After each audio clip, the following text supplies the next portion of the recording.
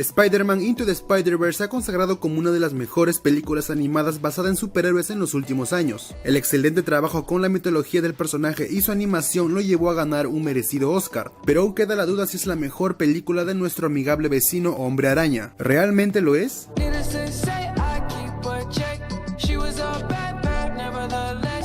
La historia se basa principalmente en Miles Morales, un joven que luego de ser mordido por una araña radioactiva desarrolla poderes que lo convierten en Spider-Man. Ahora deberá usar sus nuevas habilidades contra el malvado Kingpin, quien trabaja en portales hacia otros universos. Esta cinta juega de una forma muy inteligente con el clásico origen de los superhéroes, específicamente con el del Hombre Araña. Resume de manera genial cualquier cantidad de cómics y más de 50 años de Spider-Man en la historia. La trama se enfoca en la vida de Miles, la nueva escuela a la que debe ir, la relación con su familia, el cómo gana sus poderes, el cómo aprenderá a usarlos y todo lo demás que vive un héroe en sus orígenes. Creo yo que aunque esta es la historia más clásica, la película la maneja de una manera que te hace sentir empatía hacia Miles, sientes sus emociones y conflictos a lo largo de la historia. En un principio se pensó que este personaje era parte de lo políticamente correcto de Marvel, sin embargo se supo hacer un lugar en la mitología del trepamuros y captó un buen público para sus historias. Con el pasar del tiempo, esta popularidad se fue perdiendo y Miles Morales solo brillaba junto a otros héroes. Esta película reinventa al personaje, le da una personalidad y un desarrollo que en los cómics no tenía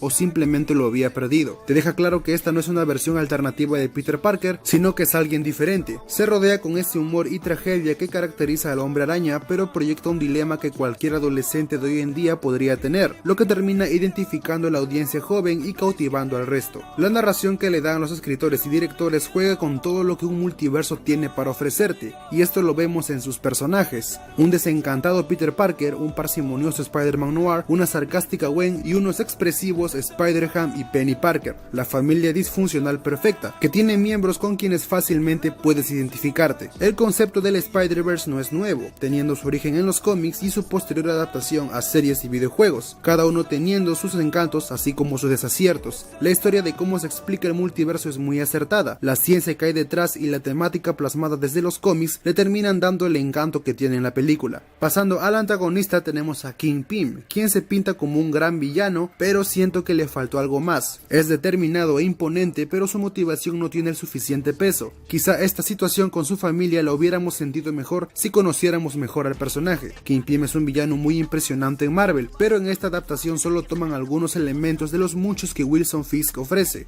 Asimismo, The Prowler es un villano digno. Esta revelación sobre su parentesco con Miles es genial. Si eres lector de cómics o sabías sobre Prowler, quizá este descubrimiento no termina de impactarte. Sin embargo, la cinta la maneja de una forma magistral. En los cómics, The Prowler es efectivamente el tío de Miles, pero este es un villano más y un total idiota con su sobrino. En esta historia se le da más profundidad al personaje, es el refugio de Miles, su mayor confidente, la persona en quien puede confiar ciegamente. Todo el desconcierto de su verdadera identidad la vemos plasmada en la mirada de terror de Miles, cuando se da cuenta que la persona que más ama es quien quiere matarlo. La escena de su muerte y el último mensaje que le da Miles es prueba del fuerte vínculo que había entre ambos, sin duda una carta de amor al tío Ben. Otra increíble escena que respalda el galardón a mejor película animada es el ascenso de Miles como Spider-Man. Todo aquí es perfecto, el contexto, la animación, la música. Toda esta secuencia te da una atmósfera y un mood muy inspirador. No existen más palabras para describir este momento que me recordó a las versiones de Tobey Maguire y Andrew Garfield, una inspiración que hasta el momento no siento con el Spider-Man de Tom Holland.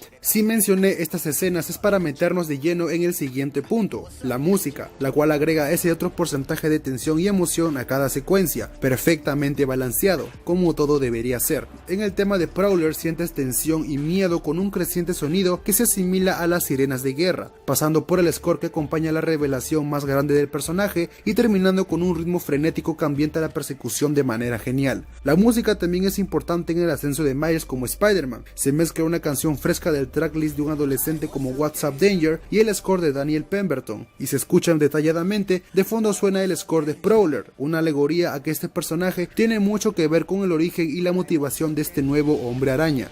Pasando a otro punto importante, la animación es única, es como leer un cómic sin estar leyendo realmente. Se plasman las historietas en fotogramas dibujados a mano, mezclándose con animación digital. Como si eso fuera poco, la paleta de colores y las luces neón le dan un toque futurista a Nueva York, sin la necesidad de ambientarse en una época distinta. Se plasman imágenes abstractas, viñetas y onomatopeyas que le dan una estética nunca antes vista en una propuesta animada. ¿Por qué estandarizarse a una animación realista cuando puedes innovar con una perfecta simbiosis entre 2D, CGI, anime, dibujo a mano, graffiti, stop motion y glitch? Es todo un mérito para esta película codearse con otras cintas de superhéroes para el año en que se estrenó, sobresalir a la bravura que tuvo Aquaman, a la moraleja política de Black Panther y el espectáculo que significó Infinity War. ¿Fue la mejor película de superhéroes de 2018? Probablemente sí, pero para muchos demeritada por el hecho de ser una animación. Esto nos lleva al siguiente punto, si esta es realmente la mejor película de Hombre Araña después de Spider-Man 2 de Sam Raimi. Realmente es difícil compararlas porque ambas tienen grandes virtudes. Es como si me pidieras comparar The Dark Knight de Christopher Nolan con cualquier otra de las brillantes propuestas animadas de Batman como Under the Red Hood,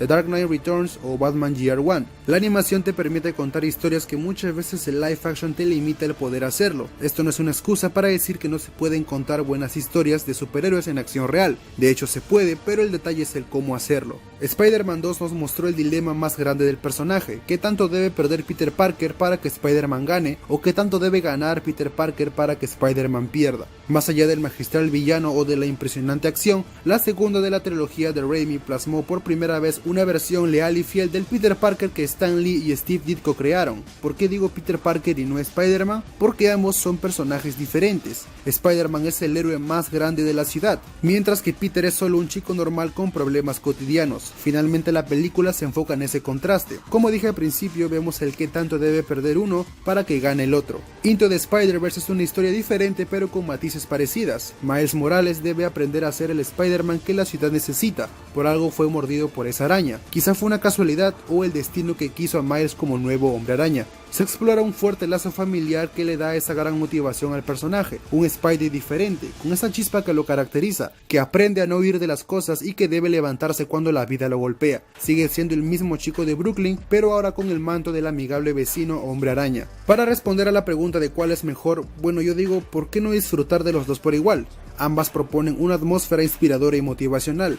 En todo caso, si debo elegir una, Spider-Man 2 es infancia. Fue uno de mis primeros acercamientos a la mitología de los superhéroes. ¿Cómo podría olvidar eso? Ya para terminar, Spider-Man Un Nuevo Universo es una joya audiovisual, una hermosa película que respeta y honra el multiverso del personaje. Se cuenta una historia emotiva, entretenida y emocionante con mucho corazón y espíritu, dándole un gran significado a lo que significa ser Spider-Man, una moraleja de superación y esperanza que nos enseña a levantarnos cada vez que la vida nos tira, que nos muestra que el verdadero héroe es aquel que ayuda porque debe o debería hacerlo, porque es lo correcto, porque el verdadero héroe no es aquel que porta una máscara, sino aquel que se atreve a hacer la diferencia, ya sea por responsabilidad, amor o respeto. Al final solamente es eso, un salto de fe. Like, what's up, danger? Like, what's up, danger?